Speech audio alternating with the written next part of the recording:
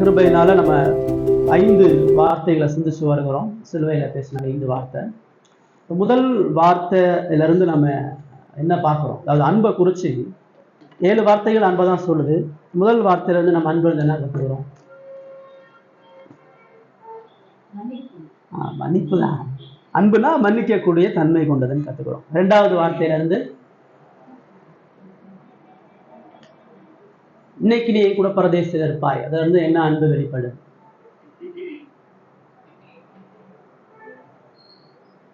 அன்பு மீட்கக்கூடியது, அன்பு காப்பாற்றக்கூடியது, அன்பு ஆபத்துல இருந்து வேடிக்கை பார்க்காது. 3வது வார்த்தை ஸ்திரீயே அதோ மகன் அப்படின்னு சொல்லி சொல்றாரு. அதுல இருந்து அன்பை குறிச்சு என்ன பார்க்குறோம்? அது என்ன? தாய் மேல இருக்கிறதையும் தாண்டி அன்பு முடிவு பரியந்தம் பராமரிக்கும், சாகிற வரைக்கும் அது கூட இருக்கும், பராமரிக்கும் சொல்றாங்க. 4வது வார்த்தையில இருந்து அன்பு என்ன சொல்லுது? தேவனே என் தேவனை என்னை கைவிட்டி. இதுல இருந்து அன்பு எப்படி வருது? என்ன இழகு? அன்பு என்ன அழகு? நேரத்தை இழகுமா? அன்பு ஜீவனையும் இழக்கும். அன்பு உயிரை கொடுக்கும். கடந்த வாரம் 5வது வார்த்தை தாகமா இருக்கிறேன். இதுல இருந்து அன்பு என்ன? தாகம். அது பார்த்தோம். அன்பு குறிச்சதுல இருந்து என்ன பார்க்குறோம்? அன்பினுடைய தன்மை குறிச்சதுல என்ன பார்க்குறோம்? தாகமா இருக்கிறேன்னு சொல்லும்போது அதுல என்ன அன்பு அடையும்? அன்பு பிரிந்து வாழாதுன்னு பார்க்குறோம். அவர் பிதாவையும் மக்களையும் சபையையும் பிரியக்கூடிய ஏக்கத்தை தான் சொல்றாரு. இன்னைக்கு நம்ம 6வது வார்த்தையை பார்க்க இருக்கிறோம். எங்க இருக்கு அந்த வார்த்தை? வாசிங்க 29, யோவான் 19, 29, 30 வசனம் வாசிங்க. காடி நிறைந்த பாத்திரம் அங்கே வைக்கப்பட்டிருந்தது. அவர்கள் காளானை காடியிலே பொறித்து ஈசோப்பு தண்டில் மாட்டி அவர் வாயின் இடத்தில் நீட்டி கொடுத்தார்கள். இயேசு காடியை வாங்கின பின்பு முடிந்தது என்று சொல்லி தலையை சாய்த்து ஆவியை ஒப்புக்கொடுத்தார். இப்போ 30 வசனம் தெளிவா சொல்லுது. அவர் காடியை வாங்கின பின்பு முடிந்தது என்று சொல்லி தலையை சாய்த்து ஆவியை ஒப்புக்கொடுத்தார். ஒவ்வொரு முறையும் நம்ம வரும் பொழுது நம்முடைய பின்னணியை கவனிக்கிறோம். இயேசு எப்படிப்பட்ட பாடுகள்ல ஒவ்வொரு வார்த்தையை ஏறெடுக்கிறார் அப்படின்னு சொல்லி பார்க்கிறோம். இப்ப இங்க 6வது வார்த்தையை அவர் முடிந்தது அப்படின்னு சொல்லி சொல்றார். நம்ம கடைசியா 28வது வசனத்துல கூட பார்க்கும்போது எல்லாம் முடிந்தது என்று இயேசு அறிந்தார் சொல்லி பார்க்கிறோம். என்ன முடிந்ததுன்றத போன வாரத்துமே நம்ம கொஞ்சம் அதை சிந்திச்சோம். இப்ப இந்த இடத்துல 30வது வசனத்துல அவர் காடியை வாங்கின பின்பு முடிந்தது என்று இப்ப யார்கிட்ட சொல்றாரு? முதல் 3 வார்த்தையை மனிதர்கள்ட்ட சொல்றாரு பார்க்கிறோம். மன்னிப்பு, மீட்பு, பராமரிப்பு எல்லாம் மனுஷங்கிட்ட பேசால். 4வது வார்த்தை பிதாட்ட சொல்றாரு. 5வது வார்த்தை மக்கள்கிட்ட சொல்றாரு. 6வது வார்த்தை முடிந்ததுன்னு யார்கிட்ட சொல்றாரு? கடைசி 3 வார்த்தை தன்னை பத்தி சொல்றாரு. இங்கே குறிப்பிட்டு முடிந்தது அப்படின்னு சொல்லும் பொழுது இது யார்கிட்ட சொல்றாருன்னா பொதுவா சொல்றார். எல்லாரையும் உள்ளடக்கி சொல்றார். பிதாவை நோக்கி எல்லாம் முடிஞ்சுன்னு சொல்றாரு. தன்னுடைய ஜனங்களை பார்த்து எல்லாம் முடிஞ்சுன்னு சொல்றாரு. முழு படைப்பை பார்த்து எல்லாம் முடிஞ்சுன்னு சொல்றாரு. இது பொது வார்த்தை, எல்லாருக்கும் தொடர்புடையதாக வார்த்தை. சரிங்களா? சரி, இப்ப எல்லாரையும் பார்த்து எல்லாவற்றையும் பார்த்து என்ன சொல்றாரு? இந்த முடிந்ததுன்ற அந்த ஒரு வார்த்தையில ஆயிரக்கணக்கான சத்தியம் உள்ளடங்கியது. ரொம்ப ஈஸியாலாம் நம்ம கத்துக்க முடியாது. இது ஒரு துளி, ஆனா ஒரு கடல். இந்த வார்த்தை ஒரு துளி, ஆனா இதனுடைய விளக்கம் ஒரு கடல். அவ்வளோ விஷயம் உள்ளடங்கி இருக்கு. நம்ம இதுல நமக்கு அடிப்படையான சில 3 காரியங்களை பார்க்க போறோம். என்ன முடிஞ்சுன்னு சொல்றார். என்ன முடிஞ்சுன்னு சொல்லும் பொழுது எப்படிப்பட்ட நிலையில அவர் சொல்றார் அப்பதான் பார்க்கிறோம். இயேசு இந்த இடத்துல சிலுவையில தொங்கக்கூடிய வேதனையை இந்த உலகத்துல எந்த மனிதனும் உணர முடியாது, தர முடியாது. அதான் நீங்க அடிப்படையாக கவனிக்கணும். ஏன்னா ஒவ்வொரு மனுஷனும் பாடுகளை சந்திக்கும் பொழுது தேவன் அவன் கூட இருக்கிறார். உலகத்துல கடவுளை மனுஷன் அறிகிறானோ இல்லையோ, தேவனது கிருபையின் கரத்தை விட்டு எந்த மனிதனும் பாடுகளை போறது. தேவன் அவனை நீதிமான்களை கைவிடுகிறது இல்லை, மீட்கிறார். எல்லா விஷயத்திலையும் இருக்கிறத பார்க்குறோம். ஆனால் இந்த இடத்துல இயேசுவுக்கு கடவுளுடைய எந்த ஆதரவும் இல்லை, பிதாவுடைய எந்த உறவும் இல்லை, குடும்பத்தினுடைய எந்த ஆறுதலும் இல்லை. தன்னுடைய சீசர்களுடைய துரோகத்தை சுமந்தவராக இருக்கிறார். தான் நேசிச்ச எல்லாரும் அவர் கைவிட்ட நிலையில அங்க இருக்கிறார். சரீரமும் முழுவதுமாக சிதைக்கப்பட்டு இருக்கிறது. மன உணர்வுனால அவர் பாதிக்கப்பட்டிருக்கிறார். அவருடைய சொந்த ஜனங்கள் ஒரு பக்கம் பரியாசம் பண்ணி நிற்கிறாங்க. மத தலைவர்கள் ஏளனப்படுத்தி நிற்கிறாங்க. எல்லா நம்பிக்கைகளும் அற்றுப்போய் எல்லாமே சுத்தி எல்லாம் எதிரி, இவர் மட்டும் தனியா நிற்கிறார். எல்லா பக்கமும் அடி வாங்குறார் இயேசுக்கு ஒரு இடத்துல இருந்து கூட ஆறுதலா யாரும் இல்லை. தனிமையில நிற்கிறார். தனிமையில எல்லாராலும் நிராகரிக்கப்படுறார், எல்லாராலும் உடைக்கப்படுகிறார். அப்படிப்பட்ட நிலையில தான் அந்த 7 வார்த்தை எடுக்கிறார். இதுல முடிந்ததுன்ற வார்த்தையை அவர் சொல்றார். அதாவது கடந்த வாரமே பார்த்தா அவருடைய மரணம் மிக நெருங்கிருச்சு. அவருடைய உடம்பில் இரத்த நாளங்கள் எல்லாம் செயலிழந்து அவருடைய தொண்டை அடைக்கப்பட்டு தான் தாகமா இருக்குன்னு சொல்றாரு. இப்ப அதோட சேர்த்து இந்த 6வது வார்த்தை முடிந்ததுன்னு சொல்றாரு. இந்த வார்த்தை வேற எங்க இருக்குது? மத்தேயுல இருக்குதா? யோவான்ல மட்டும்தான் சிறப்பா இருக்குது. சரிங்களா? அதெல்லாம் நம்ம தெரிஞ்சுக்கணும், முக்கியமான வார்த்தை. ரைட். முடிந்ததுன்னு சொல்லும் பொழுது பிரதானமா அவர் என்ன முடிச்சார்னா, நியாயப்பிரமாண சட்டத்தை முடித்தார்.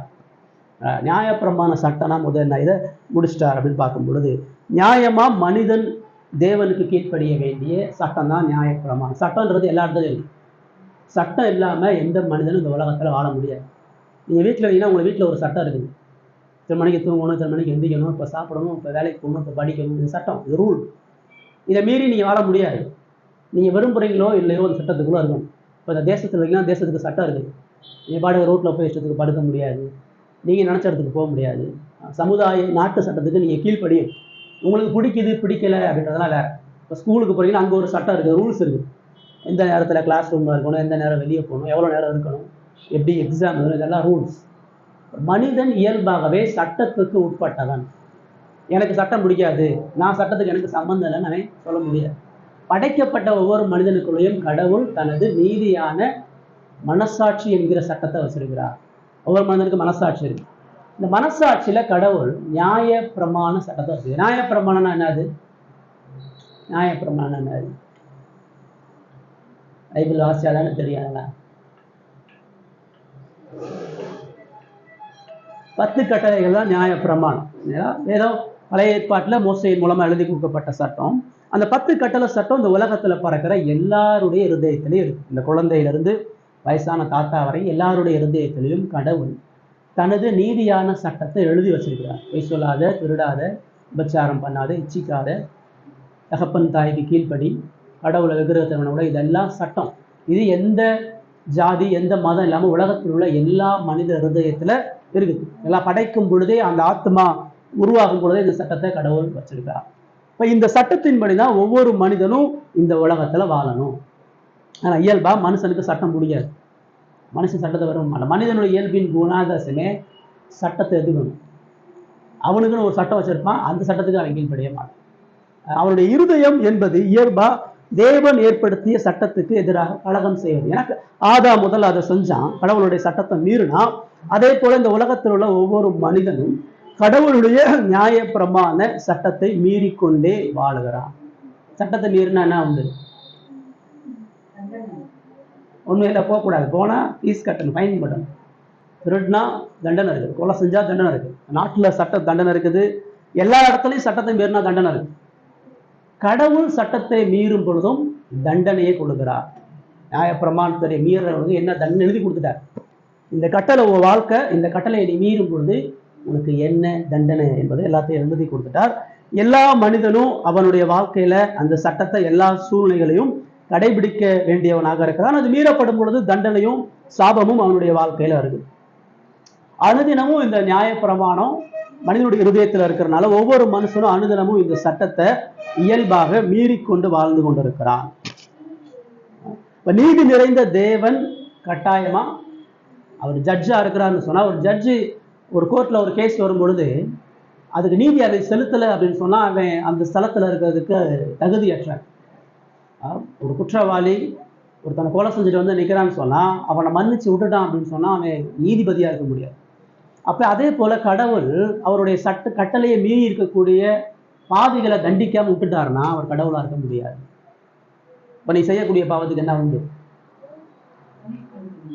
சட்டத்தை மீறினா தண்டனை தெரியுமா உங்களுக்கு? நீங்க கடவுள் அன்பின் தேவன், மன்னிப்பின் தேவன், இரக்கத்தின் தேவன் பாக்குறீங்க. பைபிள் ரொம்ப தெளிவா சொல்லுது, அவர் பாவிகள் மேல் நாள்தோறும் சினம் கொள்ளுகிற தேவன். பாவத்தை ஒரு பொழுதும் சகிக்க மாட்டார். பாட்டு சொல்லுது, பாவி நேசன் பாவநாசன் அப்படின்னு ஒரு பாட்டு. அப்படிலாம் இல்லை, அவர் பாவியை நேசிக்கிறாரு, பாவியையும் வெறுக்கிறாரு, பாவத்தை வெறுக்கிறார். பாவி தனியா பாவம் தனியா இல்லை. பாவம் செய்யற ஒவ்வொன்றும் பாவியாக தான் இருக்கிறான். அந்த மனிதனுக்கு நீதியான தண்டனையை இந்த உலகத்துல தேவன் கொடுக்கிறவராக இருக்கிறார். இயேசு இந்த இடத்துல முடிந்ததுன்னு சொல்லும் பொழுது அவர் நியாய பிரமாணத்துக்கு கீழானவராக தான் இருந்தார். மத்தேயு 5:17-18 வாசிங்க. மத்தேயு 5:17-18 வாசிங்க.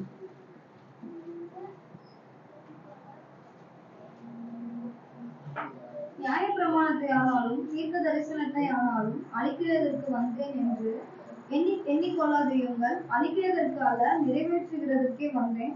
வானம் பூமியும் ஒழிந்து போனாலும் நியாய பிரமாணத்தில் உள்ளதெல்லாம் நிறைவேறும் அளவும் அதில் ஒரு சிறு எழுத்தாகிலும் ஒரு எழுத்தின் உருவாகிலும் ஒழிந்து போகாது என்று மெய்யாகவே உங்களுக்கு சொல்லுவேன். நான் எதுக்கு வந்தேன்? ஆவியை ரட்சிக்க வந்தேன் சொல்லும்போது நியாய பிரமாணத்தை நிறைவேற்றுவதற்கு வந்தேன். அப்புறம் இந்த உலகத்துல எந்த மனுஷன் அதை நிறைவேற்றல. இந்த உலகம் முழுவதும் தினந்தோறும் நியாய பிரமாணத்தை மீறி நடந்துட்டு இருக்கிறான். நான் மட்டும்தான் கடவுளுடைய சட்டத்துக்கு கீழ்ப்படிந்து வாழ்வதற்காக வந்தேன்.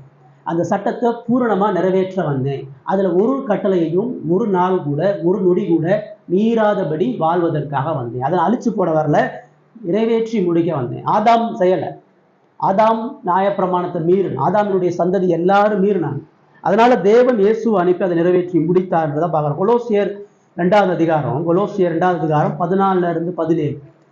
கொலோசியர் 2வது அதிகாரம் 14-17.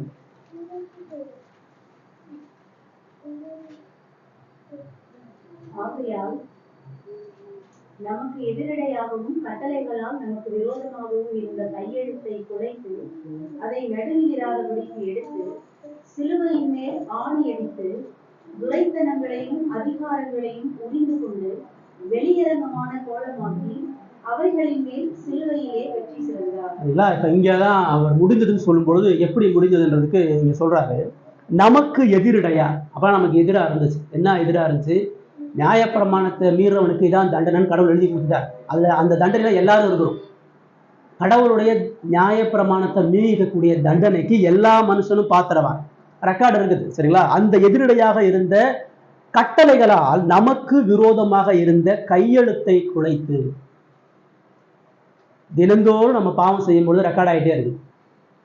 தேவன் தனது நியாய புஸ்தகத்துல ஒவ்வொரு நாளும் செய்யக்கூடிய பாவத்தை கவுண்ட் பண்ணி எழுதி வச்சுட்டே இருக்கிறார். எழுதி வச்சு சைன் பண்றாரு. இது ஆதாரபூர்வமா நிரூபிக்கப்பட்ட பாவம், இவன் இதை செஞ்சிருக்கிறான்னு சொல்லி சைன் பண்ணி எழுதி வச்சிருக்கிறார். அந்த கையெழுத்தை இயேசு என்ன பண்ணிருக்கிறாராம்? நடுவில் இராதபடிக்கு. நமக்கு கடவுளுக்கு அதான் இருக்குது. நீ கடவுளை சந்திக்க போனா கடவுள் இந்த புக்கை தான் காட்டுறார். நீ பிறந்ததுல இருந்து இவ்வளவு மீறி இருக்கிற, இவ்வளவு பாவம் இருக்குது, இதெல்லாம் உனக்கு எதிராக இருக்குது எழுதி வச்சு அதை முன்னாடி காட்டுறாரு. ஆனா இயேசு அதை என்ன செய்யறாரு? அந்த கையெழுத்தை தேவன் ஏற்படுத்திய அந்த நியாயப்பிரமாணத்துக்கு எதிரான தண்டனைகளை, பாவத்தை அவர் குலைத்து போட்டு அதை சிலுவையின் மேல் ஆணி அடித்து, நியாயப்பிரமாணத்தை கொண்டு எல்லா கட்டளைகளை கீழ்ப்படுத்தது மாத்திரம் அல்ல, கட்டளைகளுக்காக வரக்கூடிய சாபத்தையும் தண்டனையும் தூக்கி அவர் சிலுவையில வைத்து துரைத்தனங்களையும் அதிகாரங்களையும் உரிந்து கொண்டு, எல்லா அதிகாரங்களும் இது நியாயப்பிரமாணத்துக்கு எதிராகக்கூடிய எல்லா அதிகாரங்களையும் புரிந்து கொண்டு வெளியரங்கமான கோலமாக்கி, வெளிப்பிரகாரமா எல்லாருக்கும் தெரியும்படியாக அந்த கட்டளைகளை அவர் கை கொண்டு சிலுவையிலே வெற்றி சிறந்தார். இப்ப எல்லாம் முடிந்ததுன்றது சாகப்போற மனுஷன் அவ்வளவுதாங்க வாழ்க்கை முடிஞ்சுங்க அப்படி சொன்னது இல்லை. அவ்வளவுதாங்க எல்லாம் முடிஞ்சுங்க அப்படி இல்லை. எல்லாம் முடிந்தது என்பது ஒரு யுத்த வீரன் போர்ல ஜெயிச்ச ஒரு குரல். ஒரு எதிரி நாட்டை ஜெயிச்சுட்டு போரை முடிச்சுட்டேன், நான் யுத்தத்தை முடிச்சுட்டேன், நான் வெற்றி எக்காலசத்தை ஊதுற மாதிரி இயேசு எல்லாம் முடிந்ததுன்றத சிலுவையில வெற்றி சிறந்தார் என்றது அந்த வசனம் சொல்லுது நமக்கு. கலாத்தியர் 4வது அதிகாரம் 4-5 வசனம். கலாத்தியர் 4வது அதிகாரம் 4-5 வசனம். புத்திர சுவிகாரத்தை அடையும்படி நியாய பிரமாணத்திற்கு கீழ்ப்பட்டவர்களை மீட்டுக் கொள்ளத்தக்கதாக காலம் நிறைவேறின போது ஸ்ரீயினிடத்தில் பிறந்தவரும் நியாய பிரமாணத்திற்கு கீழானவருமாகிய தம்முடைய குமாரனை தேவன் அனுப்பினார். பாத்தீங்களா? இப்ப ஏன் அனுப்பினார்னு சொல்லுது. புத்திர சுவிகாரம்னா கடவுளுடைய பிள்ளை ஆகிறதுக்காக நியாய பிரமாணத்துக்கு கீழ்ப்பட்டவர்களை, யாரு? இந்த உலகத்துல உள்ள எல்லா மனிதர்களும். இந்த உலகத்துல உள்ள எல்லா மனிதர்களும் நியாய பிரமாணத்துக்கு கீழ்பட்டிருக்கிறாங்க. அவங்கள அந்த பிரமாணத்துக்கு கீழ்ப்பட்ட தண்டனைக்கு உள்ளான எல்லார்களையும் மீட்டுக் கொள்வதற்காக காலம் நிறைவேறின போது ஸ்ரீயினிடத்தில் பிறந்த இயேசுவை நியாய பிரமாணத்துக்கு கீழாக்கி தம்முடைய குமாரனை அனுப்பினார். இயேசு அந்த உலகத்துக்கு அனுப்புனதே நியாய பிரமாணத்தை கீழ்ப்படுத்தி நியாய பிரமாணத்துக்கு அவர் கீழ்ப்படிந்து வாழும்படியா. அதே கலாத்தியர் 3:13 வாசிங்க. 3:13. மரத்திலே தூக்கப்பட்ட எவனும் சபிக்கப்பட்டவன் என்று எழுதியிருக்கிறபடி கிறிஸ்து நமக்காக சாபமாகி நியாய பிரமாணத்தின் சாபத்திற்கு நம்மை நீங்களாக்கி மீட்டுக் கொண்டார். அப்ப ஏன் அவர் மரத்துல தூக்கப்பட்டார், சிலுவையில தூக்கப்பட்டாருன்னா சொல்லுது, நியாய பிரமாணத்தை மீறக்கூடிய எல்லா மனிதனும் சபிக்கப்பட்டவன்.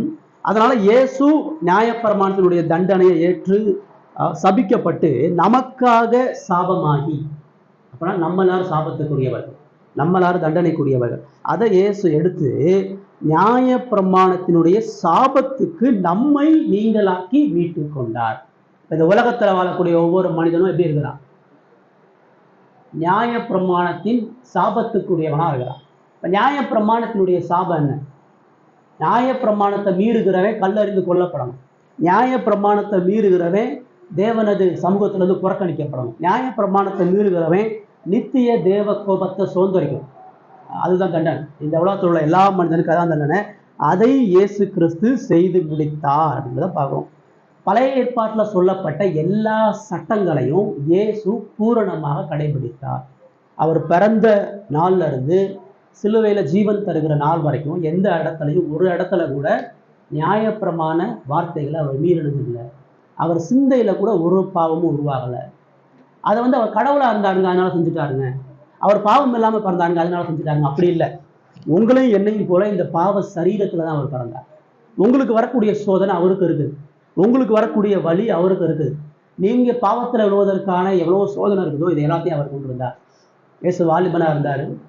இயேசு வாலிபனா இருக்கும்பொழுது நமக்கு ஏற்படக்கூடிய எல்லா உணர்வும் அவருக்கு இருந்துச்சு, நமக்கு ஏற்படக்கூடிய எல்லா பிரச்சனையும் இருந்துச்சு, அவருக்கும் பலவிதமான ஆசைகள் இருந்துச்சு. ஆனா அதை எதையுமே அவர் செய்யலை. எல்லாத்தையும் கட்டுப்படுத்தி அடக்கி உணர்வுகளை எண்ணங்களை எல்லாத்தையும் கடவுளுடைய சட்டத்துக்கு கீழ்ப்படுத்தினார். இப்ப தான் சாகுற வரைக்கும் நியாய பிரமாணத்தை கை கொள்ளணும்னு சொன்னா அவருடைய மைண்ட் எவ்வளவு ஆக்டிவா திங்க் பண்ணிருக்கு. ஒரு பாவமும் தான் வாழ்க்கையில வந்துடக்கூடாதுன்றதுக்காக தினந்தோறும் தன்னை முழுமையாக சிறைப்படுத்தாம, தன்னை முழுமையாக சட்டத்துக்கு உட்படுத்தாம, யார்கிட்ட பேசினாலும் எங்க உட்கார்ந்தாலும் எங்க நேரம் செலவு பண்ணாலும் அந்த நியாயப்பிரமாண கட்டணை அவருடைய சிந்தையில இருந்துட்டே இருக்கு. இவன்கிட்ட நான் பேசும்பொழுது இந்த கட்டளையை மீறிடக்கூடாது, நான் இப்படி நடக்கும்பொழுது இந்த கட்டளையை மீறிடக்கூடாது. ஒவ்வொரு நாளும் ஒவ்வொரு நொடியும் உங்களுக்காக எனக்காக அவர் தன்னை, தனது உணர்வுகளை, தனது சிந்தையை, தனது உடலை, தனது ஆத்மாவை முழுமையாக சிறைப்படுத்தி கொண்டார். நம்ம பாவத்துக்கு சிறையா இருக்கிறோம். இயேசு நியாய பிரமாணத்துக்கு கீழா, நியாய பிரமாணத்துக்கு தன்னை அடிமையா அந்த எல்லா பாரத்தையும் தூக்கி சுமந்தார். சிலுவையில எல்லாம் முடிஞ்சுன்னு அவர் கதறதுக்கான காரணம் என்ன? சாக போறேன், இந்த சாக போற முடிவு வரைக்கும் என்னுடைய வாழ்க்கையில எந்த இடத்துலையும் தேவன் எனக்கு நியமித்திருக்கக்கூடிய இந்த நியாயப்பிரமாண சட்டத்தை ஒரு இடத்துல கூட நான் மீறலை. நான் சாக போற இந்த நொடி வரைக்கும் கடவுளுடைய சட்டத்தை பூரணமாக கை கொள்றது. சட்டத்தை கை கொண்டது மாத்திரம் அல்ல, சட்டத்துக்கு எதிராக இருக்கக்கூடிய எல்லா சாபத்தையும் சுமந்தார். என்ன சொல்றேன்னு புரியுதா? அவர் தப்பு செய்யல, ஆனா எல்லா தப்பையும் அவர் செய்ததாக தண்டிக்கப்பட்டார். நீங்களும் நானும் நியாயப்பிரமாணத்தை மீறினா உங்களுக்கு என்ன தண்டனை வருமோ அந்த தண்டனையும் சேர்த்து அனுபவிச்சார். நம்மளை தப்பு செஞ்சு அந்த தப்பை ஒருத்தன் குட்டி சுட்டி காட்டினான்னு சொன்னா நம்ம கோவம் வரும். ஏன் தவறு நீ சொல்றியாருன்னு கோவம் வரும். நம்ம தப்பே செய்யாம இருக்கும் பொழுது, நம்ம தப்பு செஞ்சோன்னு ஒருத்தன் சொல்லும் பொழுது இன்னும் அதிகமாக கோவம் வரும். இப்ப நம்ம வாழ்க்கை ஃபுல்லா தப்பே செய்யாம வாழ்ந்து தினந்தோறும் நம்ம தப்பு செய்தவர்களாக தண்டிக்கப்படும் பொழுது நம்முடைய இறுதி எப்படி வரும்? இப்ப இயேசுவுக்கு சிலுவை மரணம் ஏன்னா, இந்த உலகத்துல நீங்கள் நானும் பிறந்த நாட்கள்ல இருந்து செஞ்ச ரெக்கார்டு, ஒரு நாளைக்கு ஆயிரக்கணக்கான பாவம் ரெக்கார்ட் ஆயிரும். இந்த ஒவ்வொரு பாவத்துக்கும் தண்டனை சாவுதான். நீங்க வாழ்நாள் முழுவதும் செய்த எல்லா பாவம், நீங்க மட்டும் இல்லை, இந்த உலகத்துல கடவுளுடைய ஜனங்கள் தாங்க ஆயுசு முல்லா செய்த எல்லா பாவத்தினுடைய தண்டனையும் சேர்த்து அவர் அனுமதிச்சார். எல்லா தண்டனையும் சேர்த்து அவர் மேல வச்சனால்தான் அவர் சிலுவையில பாடுபட்டு, அடிக்கப்பட்டு, நொறுக்கப்பட்டு உயிர் போகக்கூடிய அளவுக்கு அவர் செய்தார். அதனால பழைய ஏற்பாட்டில் சொல்லப்பட்ட எல்லா தீர்க்க தரிசனங்களும் முடிஞ்சு.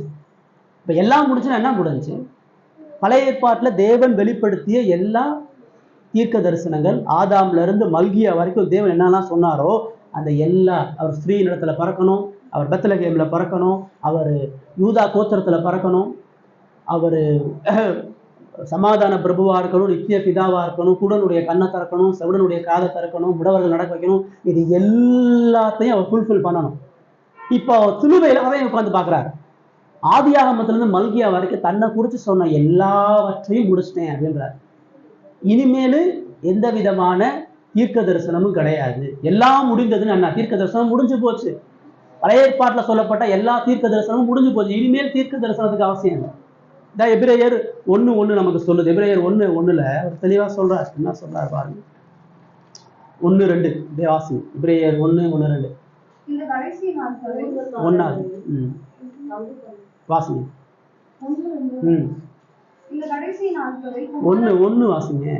பூர்வ காலங்களில் பங்கு பங்காகவும் வகை வகையாகவும் தீர்க்க தரிசனங்கள் மூலமாய் பிதாக்களுக்கு திருவுளம் பற்றின தேவன் இந்த கடைசி நாட்களில் குமாரன் மூலமாய் நமக்கு திருவுளம் பற்றினார்.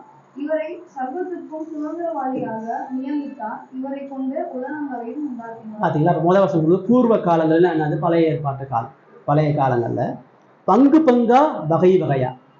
பங்கு பங்கானா அப்பப்ப கொஞ்சம் கொஞ்சமா, வகை வகையான வித்தியாசமான முறைகள்ல தீர்க்கதரிசிகள் மூலமாய் பிதாக்களுக்கு திருவுளம் பற்றின தேவன், பற்றி கொண்டிருக்கிற தேவன் இல்லை, பற்றின தேவன்.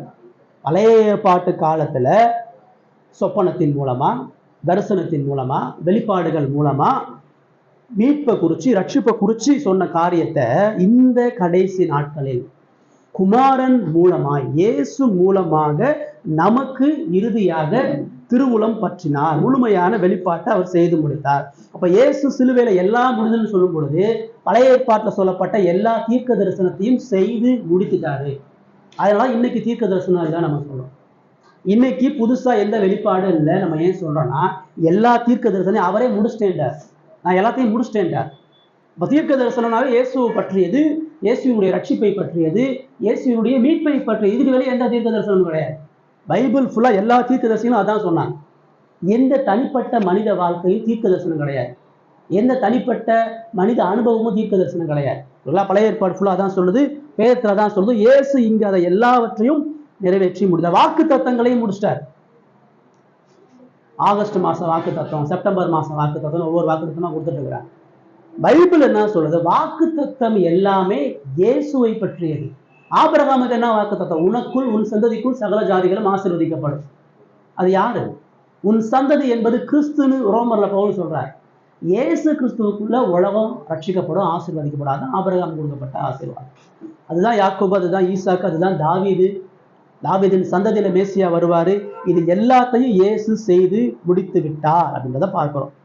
பழைய ஏற்பாட்டில் சொல்லப்பட்ட எல்லா பலிகளையும் அவர் செஞ்சு முடிச்சிட்டார்.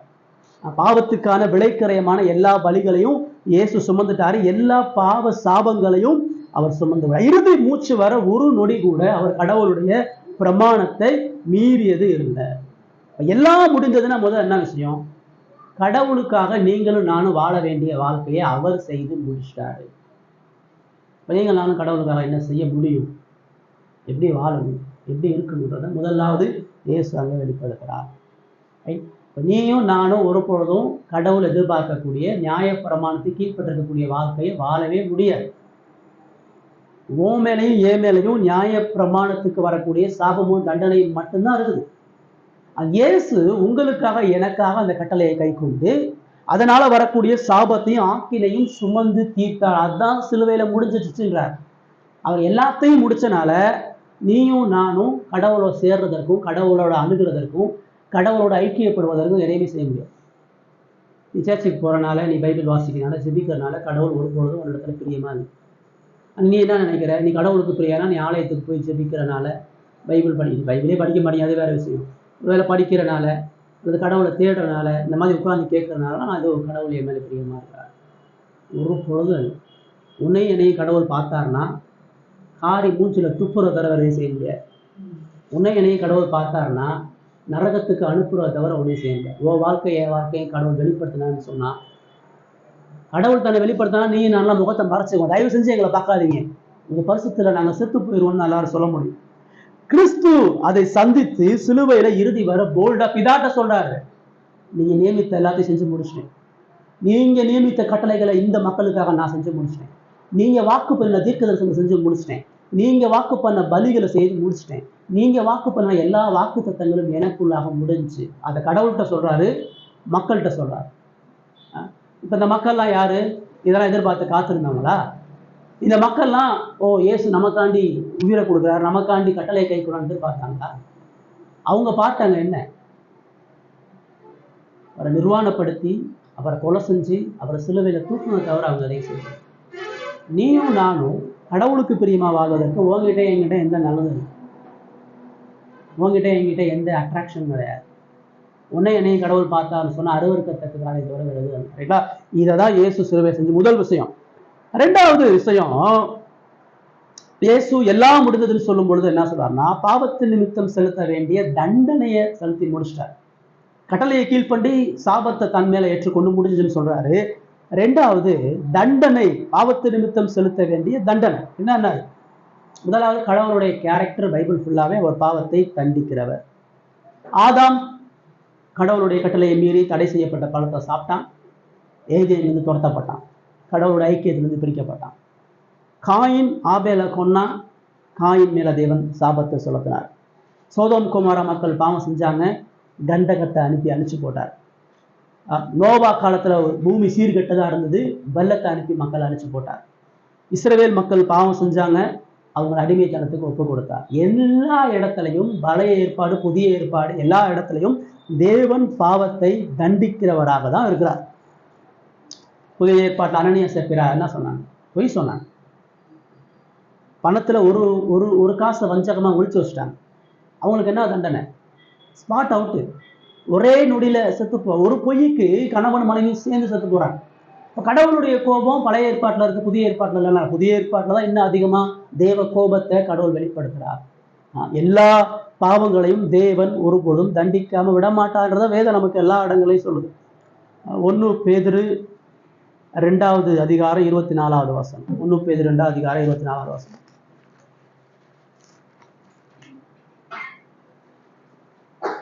நாம் பாவங்களுக்கு செத்து நீதிக்கு பிழைத்திருக்கும்படி அவர் தாமே நமது சரீரத்திலே நம்முடைய பாவங்களை சிலுவையின் மேல் சுமந்தார், அவருடைய தழும்புகளால் குணமானது. நாம் பாவங்களுக்கு செத்து நீதிக்கு பிழைத்திருக்கும்படி, பாவம் நம்மகிட்ட இருந்து அகன்று நீதியாக நாம வாழ்வதற்காக அவர் தாமே நமது சரீரத்தில், அவருடைய பலவீனமான சரீரத்துல நம்முடைய பாவங்களை சிலுவையின் மேல் சுமந்தார். நமக்கு வர வேண்டிய ஆக்கினிய தண்டனைகளை அவர் சிலுவையில சுமந்தார். பாவத்துக்கான பரிகாரத்தை அவர் செஞ்சார். இதை நீங்க பழைய ஏற்பாட்டுல லேவியராகமம் 16வது அதிகாரம் 21-22 வசனம். லேவியராகமம் 16வது அதிகாரம் 20-22 வசனம் வாசனம். அவன் இப்படி பரிசுத்த ஸ்தலத்திற்கும் ஆசாரிப்பு கூடாரத்திற்கும் பலிபீடத்துக்கும் பிராயச்சித்தம் செய்து தீர்ப்பதற்கு உயிரோடு வெள்ளாட்டுக்கடாவை சேரம் பண்ணி அதன் தலையின் மேல் ஆரோன் தன் 2 கைகளையும் வைத்து அதன் மேல் இஸ்ரவேல் புத்திரருடைய சகல அங்கீகளையும் அக்கிரமங்களையும் அவர்களுடைய எல்லா பாவங்களினாலும் உண்டான அவர்களுடைய சகல மீறுதல்களையும் அறிக்கையிட்டு தலையின் மேல் சுமத்தி அதை அதற்கான ஆழ்வசமாய் வனாந்தரத்துக்கு அனுப்பிவிட கடவன். அந்த வெள்ளாட்டுக்கடா அவர்களுடைய அக்கிரமங்களை எல்லாம் தன்மேல் சுமந்து கொண்டு குடியில்லாத தேசத்துக்கு போவதாக அவன் அந்த வெள்ளாட்டுக்கடாவை வனாந்தரத்திலே போகவிட கடவன். பழைய ஏற்பாட்டுல பாவ மன்னிப்பு, பாவ பரிகாரம் எப்படி செய்யப்படுதுன்றதுக்கு ஒரு உதாரணம். ஆலயத்துல அவங்க என்ன செய்யறாங்க, பஸ்கா பண்டிகையப்ப ஒரு ஆட்டை கொண்டு வந்து தலையில கையை வச்சு அந்த ஆட்டை வெட்டி அந்த ஆட்டோட ரத்தத்தை கொண்டு போறாங்க. இன்னொன்று நடக்குது, அதான் நம்ம வாசிக்கிறோம். ஒரு ஆட்டை வெட்டி அதோட ரத்தத்தை ஆசாரி உள்ள கொண்டு போறான். அது உள்ள போயிட்டு திரும்ப வந்து இன்னொரு வெள்ளாட்டு கடா இருக்கும். அந்த ஆட்டுக்கடா மேல ஆசாரியனும் அந்த ஜனங்களும் கை வச்சு அந்த பலியிடப்பட்ட அந்த ஆட்டோட ரத்தத்தை அந்த ஆட்டு மேல தெளிச்சு அந்த ஆட்டை ஊருக்கு வெளியே வனாந்தரத்துல போக்காடாக விடப்படுகிறது. என்ன அர்த்தம்? பலி செலுத்தப்பட்ட அந்த ஆட்டுடைய ரத்தம் அந்த ஜனங்களுடைய பாவத்தை சுமந்து இனிமேல் அது ஊருக்குள்ள வீட்டுக்குள்ள வராதபடி வனாந்தரத்தில் அனுப்பி விடப்படுகிறது. அந்த ஆடு திரும்ப வீட்டுக்கு வராது, அந்த ஆடு திரும்ப மந்தைக்கு வராது, அது வனாந்தரத்தில் அலைஞ்சு செத்து போயிடும்.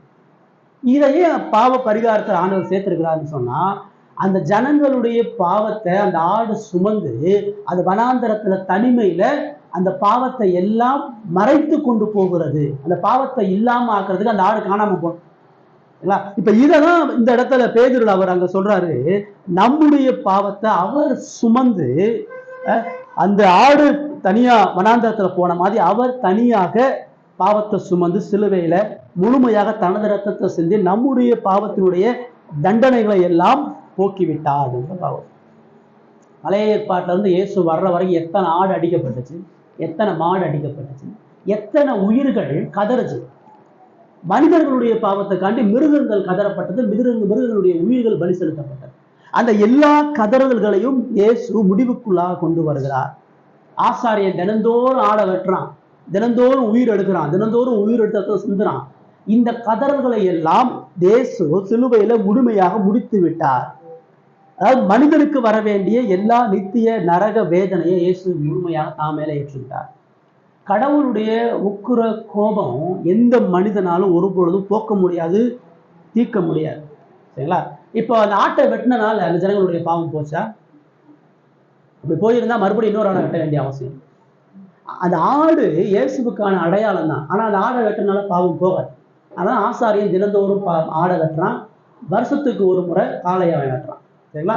அப்ப தினந்தோறும் அவர்களுடைய பாவத்தை அந்த மிருகங்கள் சுமக்கல, இயேசு கிறிஸ்து சுமந்திருக்கிறார். இப்ப பாவத்துக்கான தண்டனை என்பது மனுஷன் தன்னைத்தானே மாய்ச்சிக்கிட்டா கூட கிடையாது. இந்த முழு உலகமும் சேர்ந்து பாவத்துக்கான தண்டனை அனுபவிப்பதற்காக நித்திய நரகத்துக்கு போனாலும் கடவுளுடைய கோபம் ஒருபொழுதும் தீர்க்கப்பட முடியாது. இப்ப கடவுள் பாவத்தினுடைய தண்டனையை போக்குவதற்கு இயேசுவ சிலுவையில முழுமையாக ஒப்பு கொடுத்து தனது கோபத்தை அவர் தீர்த்து கொண்டார். ஏசாயா 53 இதுதான் நமக்கு திரும்ப திரும்ப சொல்லுது. ரொம்ப பரிச்சயமான வேத பகுதி. அதுல 53:4 மெய்யாகவே அவர் நம்முடைய பாடுகளை ஏற்றுக்கொண்டு நம்முடைய துக்கங்களை சுமந்தார். நாமோ அவர் தேவனால் அடிபட்டு வாதிக்கப்பட்டு சிறுமைப்பட்டார் என்று எழுதுகிறோம். 5வது வசனம்.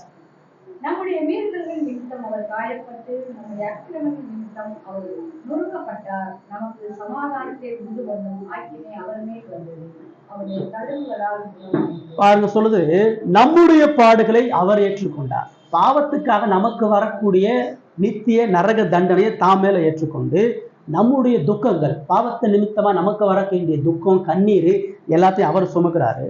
நம்ம என்ன நினைக்கிறோம், அவர் கடவுளால கைவிடப்பட்டார், கடவுளால நொறுக்கப்பட்டார் நம்ம நினைக்கிறோம்.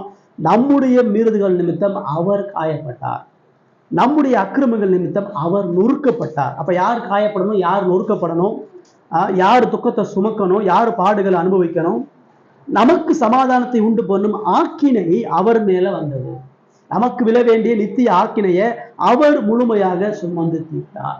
எல்லாம் முடிஞ்சுன்னா இனி பாவத்துக்கான எந்த தண்டனையும் கிடையாது, இனி பாவத்துக்கான எந்த ஆக்கினை தீர்ப்பும் கிடையாது, இனி பாவத்துக்கான எந்த நீதியான நரக வழிகளும் மனிதனுக்கு இல்லை. அதற்கான முடிவை அவர் செய்துட்டார். இப்ப இயேசு எல்லாம் முடிஞ்சுன்னு சொல்லலாம், என்ன ஆயிடும்? உங்களுடைய என்னுடைய பாவம் மன்னிக்கப்பட்டிருக்குன்னு நம்பிக்கை கிடையாது. உங்களுடைய என்னுடைய பாவத்துக்கான தண்டனையை அவர் சுமந்தார் என்பதற்கான நிச்சயம் கிடையாது. முழுமையாக நீங்களும் நானும் பட வேண்டிய தண்டனையும் ஆக்கினைகளையும் சாபத்தையும் அவர், கடவுளுடைய கோபத்தை அவர் சுமக்க முடியாம கெத்செமனேல சொன்னார், இந்த பாத்திரம் என்னை விட்டு நீங்க கூடுமா, நீங்கும்படி செய்யும் சொன்னார். ஆனா எல்லாம் முடிஞ்சுன்னு சொல்லும் பொழுது அந்த பாத்திரத்தை வாங்கி முழுமையா குடிச்சிட்டார். அந்த தேவ கோபாக்கினுடைய பாத்திரத்துடைய கடைசி சொட்டையும் முழுமையாக குடித்ததனுடைய விளைவு தான் நான் முழுமையாக கடவுளுடைய பாவத்துக்கு எதிரான கடவுளுடைய கோபத்தை தணிச்சிட்டேன். பாவத்துக்கு எதிரான கடவுளுக்கு விரோதமாக இருக்கக்கூடிய அந்த ஆக்கினையை நான் சுமந்து தீர்த்தேன்றதை அவர் அங்க சொல்கிறார். இதுல இருந்து அன்பை குறித்து நம்ம என்ன பார்க்கிறோம்? ரெண்டாவதா, இதுக்கும் அன்புக்கும் முதல்ல என்ன சம்பந்தம் இருக்கு? இயேசு இந்த இடத்துல முடிந்ததுன்ற வார்த்தையில இருந்து அன்பு பிரதானமா வரங்கன்னு சொல்றாருன்னா, மனுஷன் செய்வதற்கான எந்த ஒரு வேலையையும் பாவ மன்னிப்பு கண்டு தேவன் வைக்கல. நம்பிக்கையும் இந்த செலவுகள்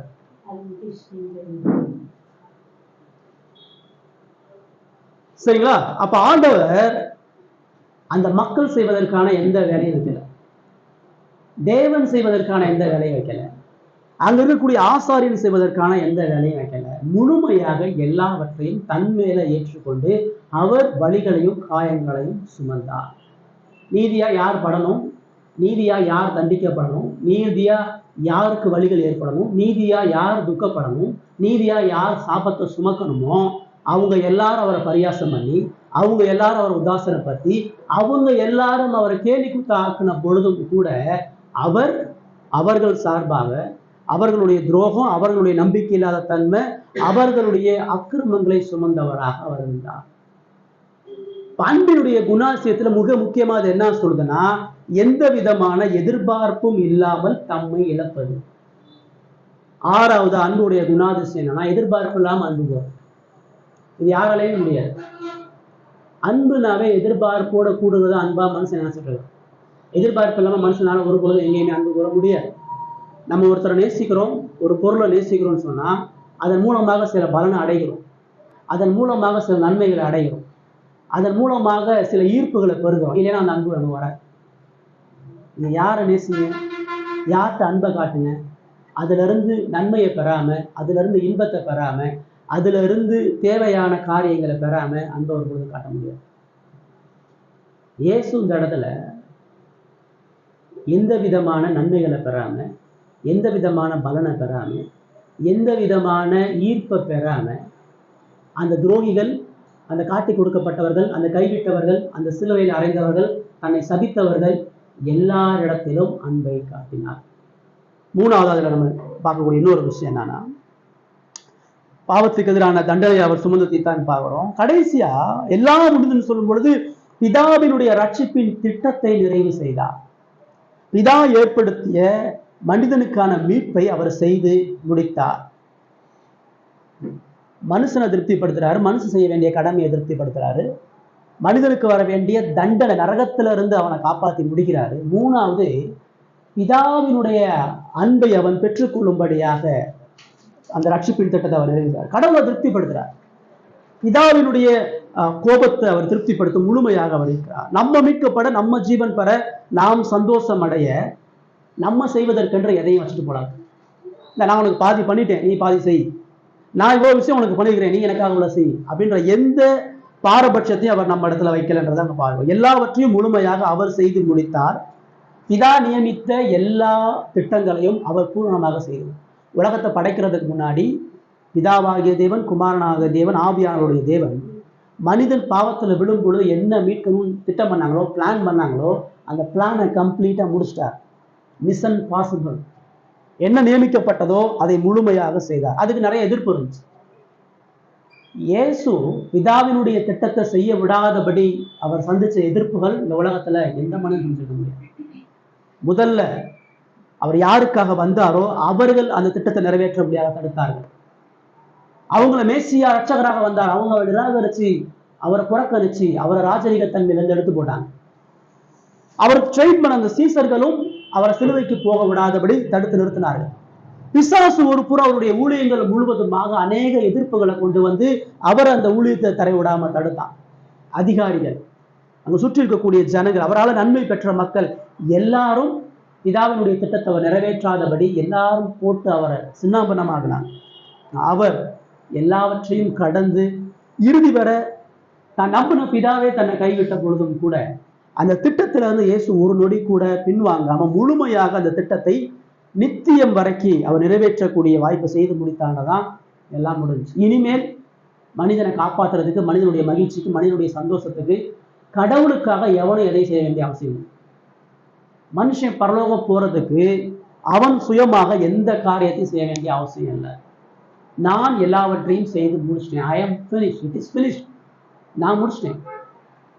அவர் முடிச்சிட்டேன்னு சொல்லும் பொழுது மனுஷன் பலி செலுத்தவோ, மனுஷன் மத கிரியைகளை செய்யவோ, மனுஷன் அவருக்கென்று ஆராதிக்கவோ, மனுஷன் அவருக்கென்று செய்ய வேண்டிய எந்த நற்காரியங்களையும் கடவுள் ஒருபொழுதும் பிரியமுள்ளவரா இல்லை.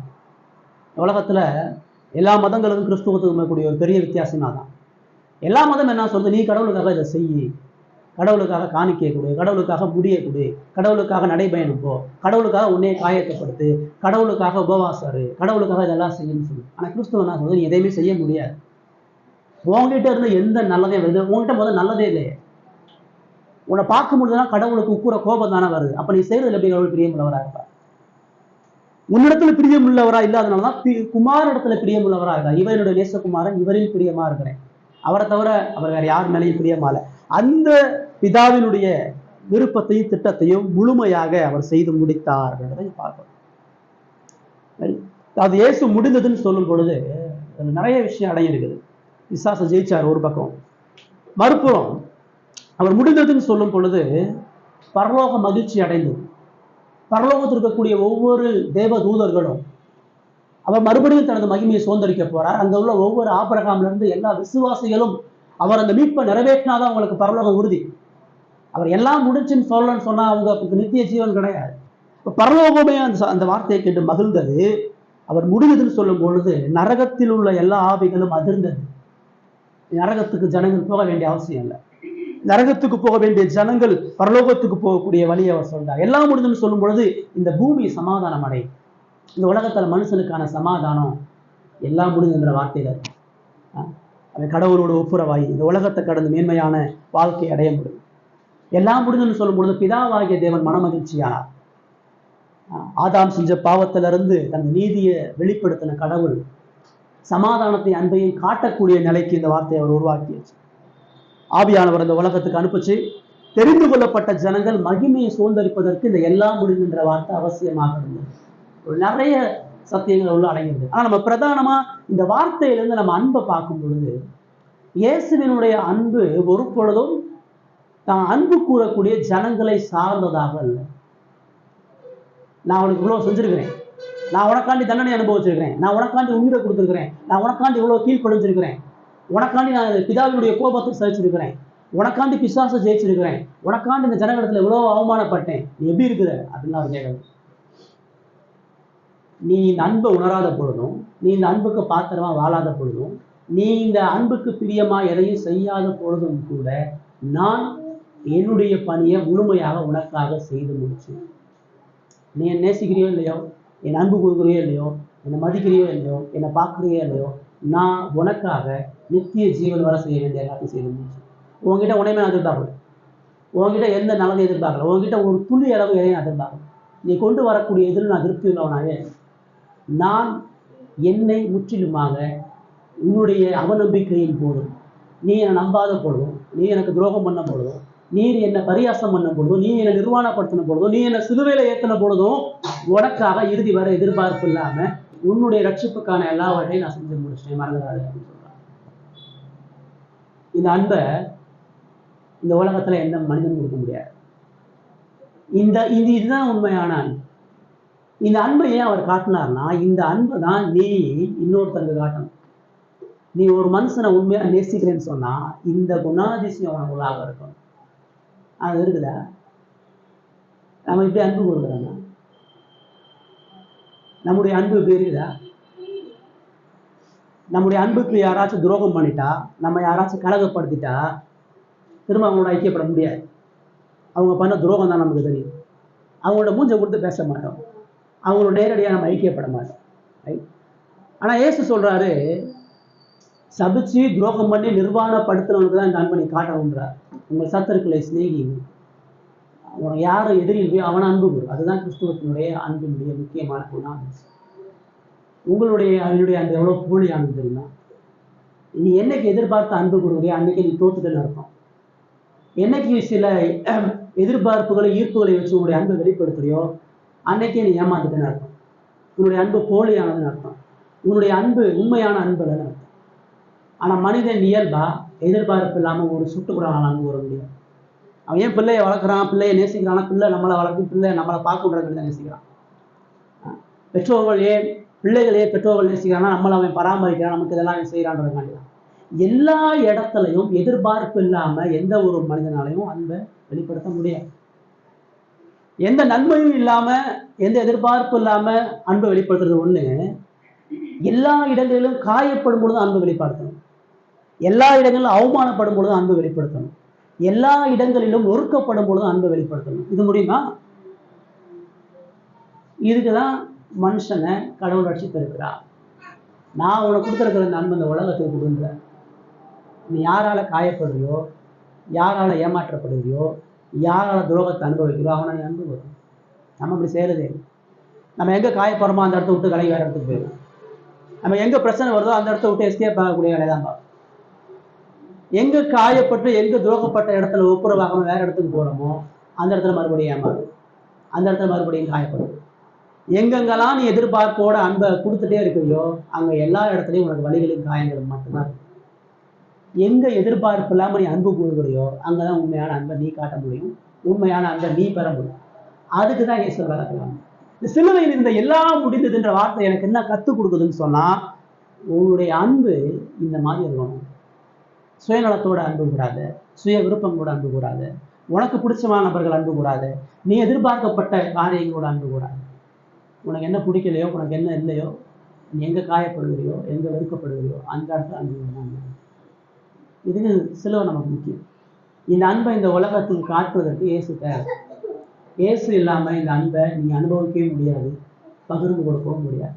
இதை தவிர வேற எந்த வழியில நீ அன்பை காட்டினாலும் அது போலியானது, அது உண்மையற்றது, அது வேஷமானது, அது நிரந்தரம் இல்லாதது, அது ஏமாற்றக்கூடியது, அது காயங்களை ஏற்படுத்தக்கூடியது. ரைட்? இப்போ கடவுளுடைய சமூகத்துல இதுல பகுதியிலிருந்து நமக்கு பிரதானமா தேவன் நமக்கு என்ன காட்டுறார்? இயேசுவினுடைய இந்த வார்த்தையின் மூலமா அன்பினுடைய குணாதிசயம் நம்மளை என்ன காட்டுதுன்னு சொன்னா, கடவுள் இவ்வளவு தூரம் அன்பு கூர்ந்திருக்கிறார்.